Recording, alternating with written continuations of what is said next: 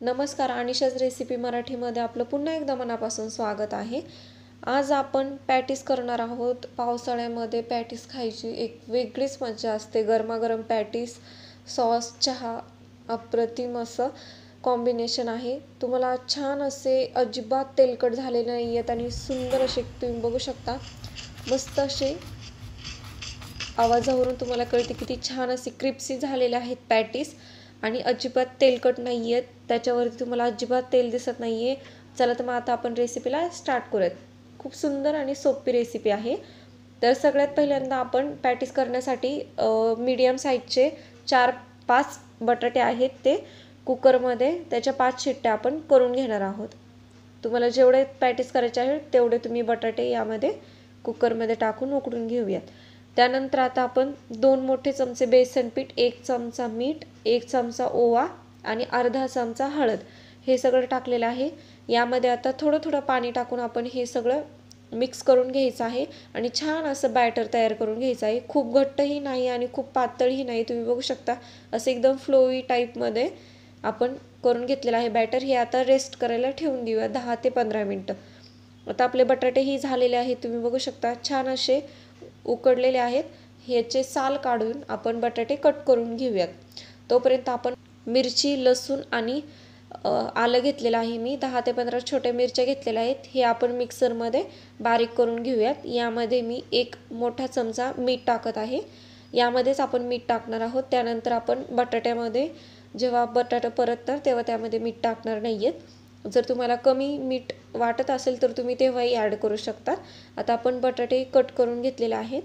कढईमध्ये मोठे 2 चमचे तेल गरम केलेलं आहे। त्यामध्ये 1 चमचा मोहरी छान अशी फुलून द्यायची, छान अशी तडतडली पाहिजे। त्यानंतर यामध्ये 1 मोठा चमचा जिरे टाकायचे। जिरे छान फुलले की त्यामध्ये आपण जे मिरचीचा आपण ठेचा केलेला आहे तो यामध्ये टाकायचा। तुम्हाला जेवढं तिखट हवे तेवढं तुम्ही मिरचीचा ठेचा घ्या।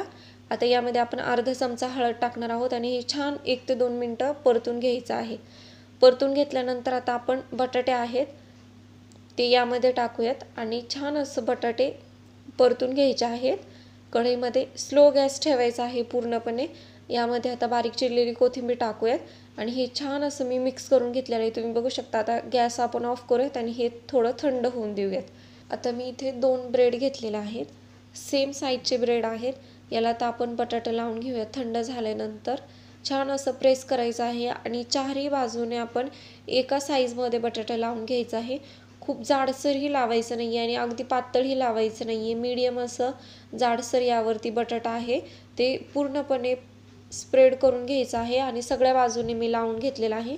यावरती आता आपण दुसरा ब्रेड ठेवायचा आणि थोडंसं असं हलकं प्रेस करून घ्यायचं। चारही बाजू आपल्या फिल झाल्या पाहिजेत बटाट्याने। आता आपण हे कट करून घेऊयात। चाकूने हे कट करायचं। जर तुम्हाला आवडत नसेल तर तुम्ही त्याचे जे ब्राऊन साईड आहे कडा त्याही काढून घेतल्या तरी चालेल।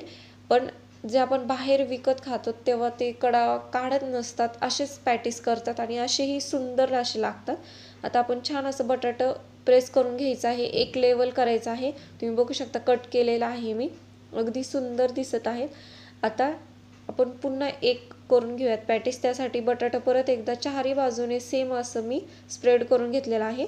दुसरं ब्रेड आहे ते त्यावरती ठेवायचं आणि हे सुद्धा आपण चाकूने एकदम हलक्या हाताने ब्रेड न तुटता एकदम हळूवार असं त्याचे 2 भाग करून घ्यायचे आहेत। म्हणजे छान असं कट करून घ्यायचं आहे। तुम्ही बघू शकता असं कट केल्यानंतर थोडंसं प्रेस करायचं आणि एक लेवल असं त्यामधलं बटाटा करायचं आहे। इथे मी कढईमध्ये तेल गरम करून घेतलेलं आहे। यामध्ये आपण बेसन पीठ टाकून बघायचं। लगेचच बेसन पीठ वरती आलं याचा अर्थ तेल आपलं बरोबर तापलेलं आहे। खूप जास्तही गरम करायचं नाही आहे तेल। आता आपण जे ब्रेड आहे ते यामध्ये असं डिप करून घ्यायचे आहेत बेसन पिठामध्ये। पूर्णपणे चारही बाजूने आपलं बेसन पीठ त्याला लागलं पाहिजे। एकदम असं हळूच हलक्या हाताने डिप करून घ्यायचं आणि हळूवार आपण ते तेलामध्ये सोडणार आहोत। तुमच्या कढईमध्ये जेवढे पॅटीस बसतील तेवढे तुम्ही यामध्ये सोडा। मी इथे 3 पॅटीस सोडलेले आहेत।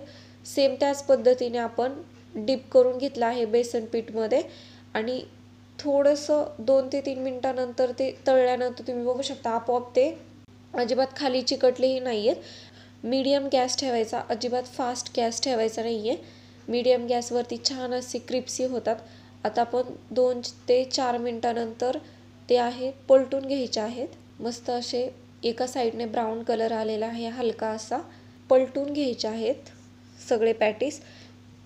मी ते सगळे पॅटीस पलटून घेतलेले आहेत आणि दुसऱ्या साईडने सुद्धा आपण छान असा गोल्डन कलर येईपर्यंत हे तळून घेणार आहोत. पुन्हा एकदा आपण सगळे पॅटीस आहेत ते पलटून घ्यायचे आहेत. एका साईडने छान असं गोल्डन कलर आलेला आहे, दुसऱ्या साईडने सेम आता आपण 2 ते 3 मिनटं तळून घेऊयात. आता दुसऱ्या साईडनेही छान असा कलर आलेला आहे. मस्त आपले पॅटीस तुम्ही बघू शकता फुगलेले आहेत, छान असे टम्म झालेले आहेत. आता आपण हे एका प्लेटमध्ये काढून घेऊयात. त्याच प्रकारे मी सेम दुसरे पॅटीसही तळून घेणार आहे. बेसन पिठामध्ये सेम डिप करायचं एकदम हलक्या हाताने आणि तेलामध्ये सोडून घ्यायचे आहेत. आता असेच मी सगळे पॅटीस करून घेतलेले आहे. तुम्हाला रेसिपी कशी वाटली मला हे कमेंटमध्ये नक्की सांगा आणि तुम्हाला अजून कुठली रेसिपी बघायला आवडेल हेही मला कमेंटमध्ये नक्की सांगा. तुम्हाला एक पॅटीस मी कट करून दाखवते.